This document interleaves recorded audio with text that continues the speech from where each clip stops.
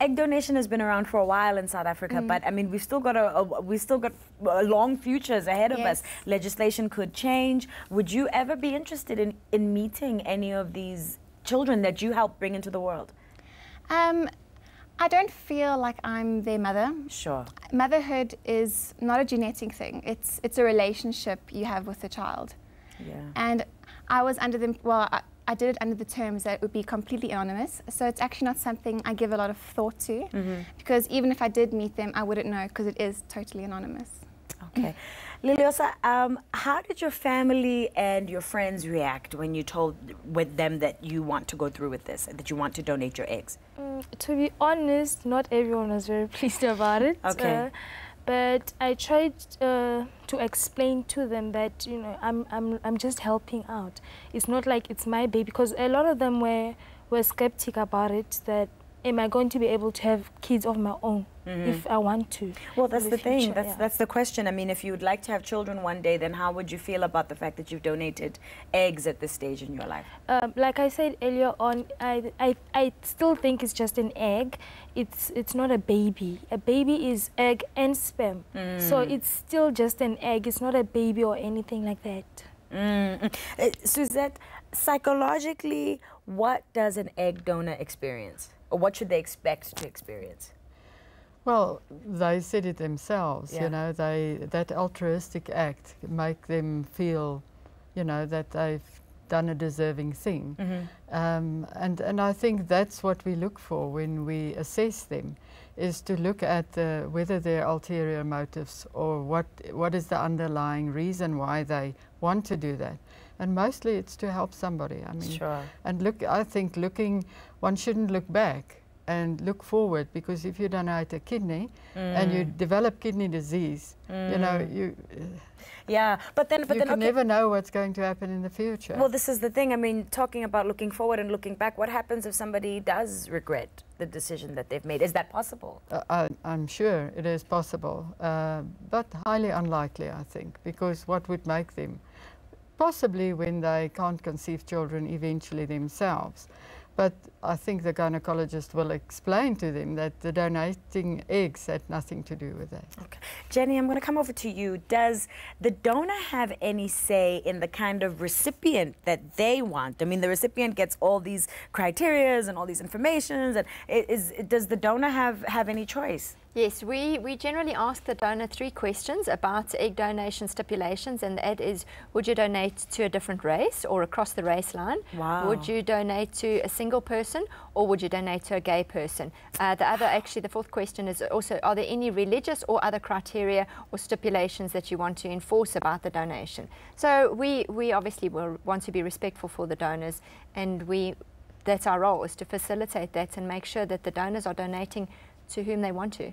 Okay. Jessica, what advice would you give to a friend or to a woman who's sitting at home thinking, contemplating doing this? What would you have to say to them? Someone donating? Yeah, someone who's donating, yes. Well, obviously it's a very, very personal experience, but she needs to do it for the right reasons. She needs to feel like she's really helping someone out. It is such a generous gift. And obviously do her research, know what she's getting herself into. But I found it incredibly rewarding, and I was so happy. Okay, okay. Liliosa, for you, what would your advice be to somebody who is who's in the position that you were in before, contemplating giving their eggs to someone? I still do say that if you can help out, you know, just do it. If you feel right about it, then why not? Yeah. Is it painful? I mean, I asked Marinas before, but I mean, Marinas, he knows the other side of the story. You've been through it. Is it sore? Is it uncomfortable? The injections were a bit uncomfortable at first, because I am afraid of needles. Because we inject ourselves, for like a week or so. Sure. Then after the retrieval, it's like period pains or something like that. But it's not that painful. It's not that bad. 1 day of bed rest and you can go back to work the next day. Really? That's it? I'm not scared of needles, so that wasn't the hard part for me at all. And then afterwards, how do you feel? I mean, physically, 1 day of bed rest, that's it? Yeah, it's basically like period cramps. You know, you can take a painkiller and you feel fine. You can go back to work the next day. And they give you medication for that, like painkillers or something. Yeah, you're very well taken care of. Everyone is supportive. Jenny, tell us about those parents who receive those eggs. How do they feel? Take us through their experience. For recipients, it's really the most amazing gift, and it's a process of healing a heart. You must understand that by the time a person comes to the point of needing donor eggs, she has agonized and had shed a million tears. Understandably, a woman does not want to conceive using someone else's eggs. And when she's told she can't conceive and there's no other option, it's a heartbreaking process, and it's a heartbreaking thing to hear. And then it takes a time to heal, and once they hear that these are options, it's healing. It's healing for the family and for the soul, and it's invigorating because you're giving the gifts of life, and these ladies can move on with their lives. They can feel whole, and they can feel that they're getting what they've always dreamt about. So it's a very fulfilling process, and that's what makes South Africa very special because of amazing people like these two.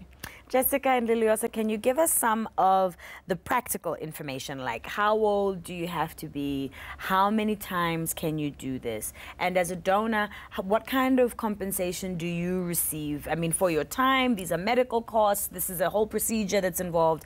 Can you take us through those issues? Well, I do think the doctors and Jenny have delved into that, and there is, well, legally, you're only allowed to donate up to the point where 5 children are conceived. So you could donate a number of times, but if they aren't all successful, you can continue to donate until the 5th child. Okay. And is there an age limit? How old do you have to be to donate? 18 to 34. Okay, Yeah. 18 to 34. And then what kind of monetary compensation do you get? well, it is stipulated that we do get 5,000 Rand compensation, and they covered that, you know, for income losses and our inconvenience, because we do travel sometimes. Sure. I'm from Joburg, and I have donated in Pretoria. You're in hospital, it's sore, you've got to take these injections, you're hormonal, And you have to go in for procedures and checkups. So that is a little bit of an inconvenience. So they're just compensating for our time. Okay, okay. Thank you, Liliosa. Thank you, Jessica, for sharing your stories. After the break, once the egg is donated, what happens to create a successful pregnancy for the recipient mom?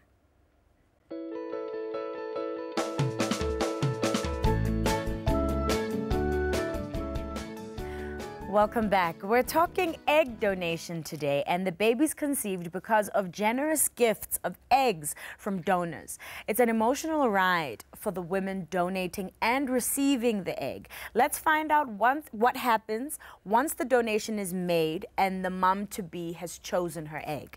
So back with us now is fertility specialist Marina Stroh with egg donor agency owner Jenny Curry and clinical psychologist Suzette Heath. So Marina, I'm going to start with you. Welcome back.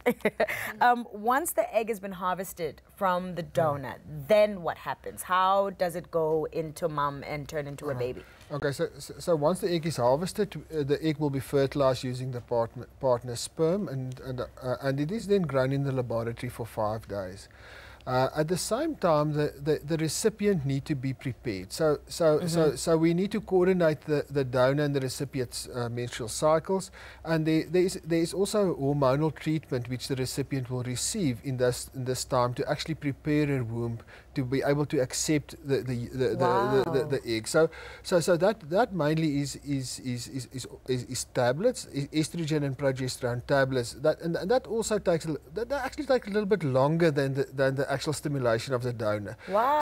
So we always need to be a little bit ahead in preparing the recipient before we actually start stimulating the donor.